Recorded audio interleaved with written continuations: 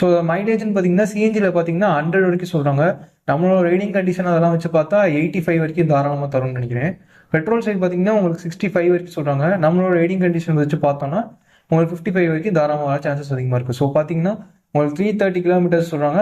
எப்படி பார்த்தாலுமே ஒரு 280 வரைக்குமாவது வரும். ஸோ அதனால் பார்த்தீங்கன்னா உங்களுக்கு ப்ரைஸுமே கம்மி. உங்களுக்கு பெட்ரோல் பார்த்தீங்கன்னா உங்களுக்கு 102 இருக்குது. சிஎன்ஜி பார்த்தீங்கன்னா பெர் கேஜிக்கு ஃபில் பண்ணால் உங்களுக்கு வந்து 85 அந்த ரேஞ்சு தான் இருக்குது. ஸோ எப்படி பார்த்தாலுமே உங்களுக்கு ப்ராஃபிட் தான் சொல்லணும். உங்களுக்கு ரன்னிங் காஸ்ட் வந்து ஆட்டோமேட்டிக்காக கம்மியாகும். நெக்ஸ்ட் பார்த்தீங்கன்னா சேஃப்டி. ஸோ இதுதான் பெரிய டவுட்டாக இருக்குது. உங்களுக்கு லெவல் டெஸ்ட் இதில் எடுத்திருக்காங்க. உங்களுக்கு பார்த்தீங்கன்னா என்னென்ன டெஸ்ட்னா உங்களுக்கு 10 டன் வெயிட் இருக்க ஒரு லாரியே மேலே ஏற்றி இறக்கிருக்காங்க. உங்களுக்கு அந்த டேங்கோட ஷேப்போ எதுவுமே சேஞ்ச் ஆகலை, எதுவும் பஸ்ட் ஆகலை. மெயினாக அதான் சொல்லணும். அது போக நம்ம காரை விட பைக்ஸ் அதிகமாக கீழே போடுவோம். ஸோ ஒரு 1.5 டன் இருக்க ஒரு வெயிட்டோட எல்லா சைடும் இடிச்சு பார்த்தாங்க, ஆனாலுமே ஒன்றும் ஆகலைன்னு சொல்லலாம். ஸோ அந்தளவுக்கு குவாலிட்டியில் பண்ணியிருக்காங்க.